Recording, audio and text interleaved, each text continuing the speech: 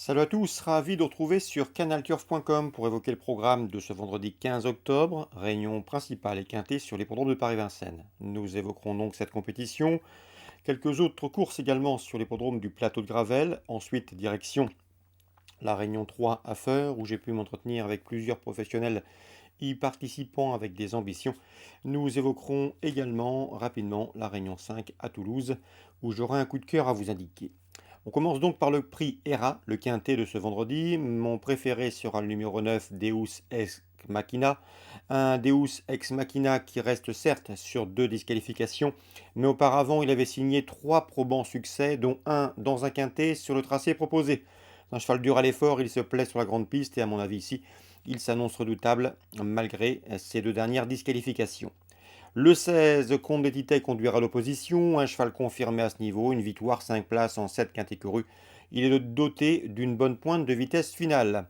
Le numéro 7 dans cette épreuve mérite également que l'on s'attarde sur sa candidature, c'est Excel d'amour, 17 podiums pour lui en 37 courses courues, il reste sur deux podiums, il a déjà signé deux victoires à Vincennes, on garde également en bon rang le 8 Sectar qui reste lui aussi sur deux podiums et qui avait remporté un quintet plus à pareille époque l'an dernier en décembre 2020 sur le tracé proposé. Le numéro 6, Esterday, reste sur un échec sur l'herbe à Niort, mais auparavant, il avait bien fait. D'ailleurs, il compte déjà 5 succès depuis le début de l'année. Et à mon avis, ici, dans ce lot, il pourrait bien venir corser les rapports, tout comme le 15, Élite de Giel, jument qui n'a pas gagné depuis le mois de novembre 2019. Mais attention, elle reste sur des performances honorables, 4e, 2e à Alençon, et elle compte de surcroît 4 places en 8 quintés courus. En fin de sélection, j'ai retenu le numéro 3, Extra du Château, qui avait bien gagné à Anguin début août et qui dernièrement à Vincennes a été retardé par un mauvais départ. Et le numéro 5, Driango de Nil, c'est une affaire de sagesse avec lui, mais Eric Raffin est aux commandes et à ce titre, il convient de s'en méfier. 9, 16, 7, 8, 6, 15, 3 et 5, je répète, 9, 16, 7, 8, 6, 15, 3 et 5 avec la base de jeu à mon avis, le 9 Deus Ex Machina. Suite du programme, la première, j'aime beaucoup le 107, à savoir Eric Zoil, qui vient de se classer deuxième d'un groupe 3 sur plus long. Il possède en 1:10 le meilleur chrono du peloton sur le parcours. C'est une première chance. Attention également aux deux protégés de Fabrice Soulois, le 9 Goulette et le numéro 3 Apple Wise Ass, l'une et l'autre à racheter. Dans la deuxième, le 208 mérite crédit. C'est Gershwin de Chenu. Il vient de faire une course de rentrée ferrée. Cette fois-ci, il sera pieds nus.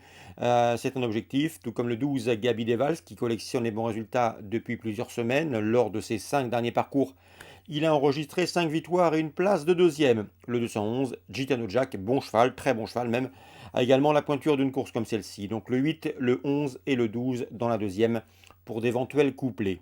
Dans la quatrième, le 409 Diamant de Tréaba mérite crédit, c'est un cheval confirmé à ce niveau. Il est en forme, il vient de s'adjuger le prix Alfred Lefebvre. C'était le 17 septembre, il nominait plusieurs de ses rivaux du jour sur la grande piste, certes, cette fois-ci c'est la petite, mais le cheval est en forme et pratique. L'opposition, le 8, savoir dans cette épreuve Dynamite Marceau, pardon, le 8 Boston Thierry, le 5 Dynamite Marceau et également le 4 Egao Genelou, respectivement affichés 3e, 4e et 6e du prix Alfred Lefebvre remporté par Diamant Préabal, tenteront de faire mieux et de l'enquêter davantage. Attention également pour le trio numéro 6 Chalimard de Guèze, il vient de se préparer à l'attelé à diverses reprises. Il revient ici sous la selle avec des ambitions. Donc le 409 en jeu simple pour les trios couplés 4, 5, 6 et 8. La cinquième, je vous recommande le 510 à Pipacha. C'est un cheval qui a la pointure d'une course comme celle-ci. L'engagement est très bon, il vaut un lot de ce genre. Il possède de surcroît un chrono d'une 14 sur le tracé proposé. C'est la meilleure réduction kilométrique sur le parcours parmi les chevaux alignés au départ de cette course sur la petite piste. Concernant maintenant la Réunion à Feur, Réunion 3.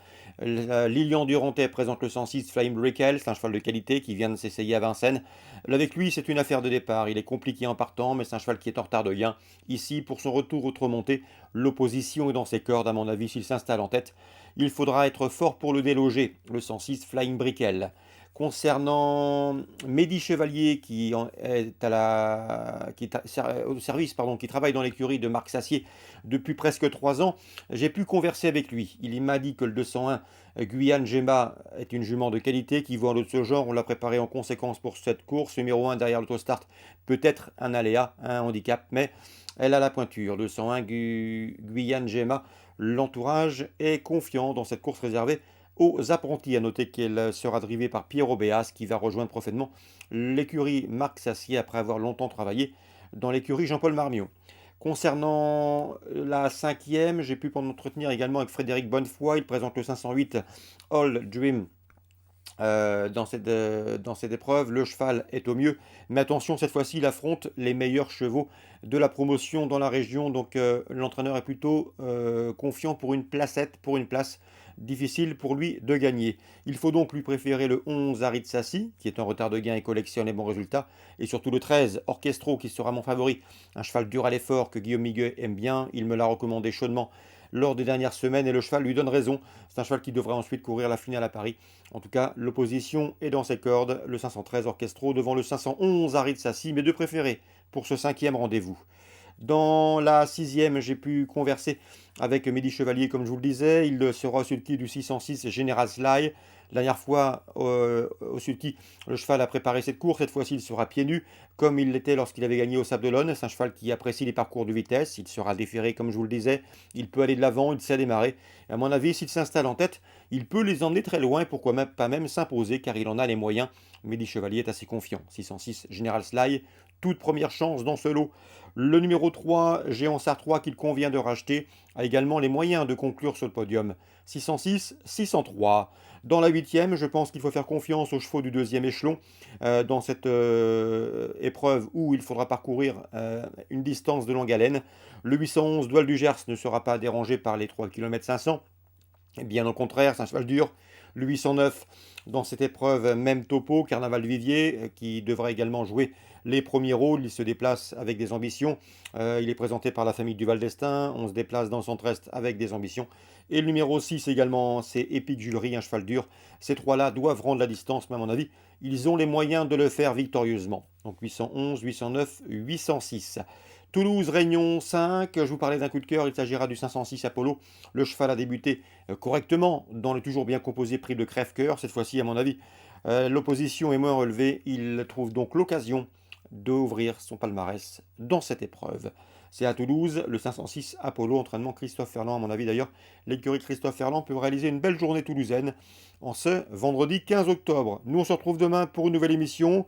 Dernière chose, si ce programme vous a plu, s'il vous donne satisfaction, likez-le, partagez-le, comme vous le savez le faire sur nos différents réseaux sociaux. À bientôt.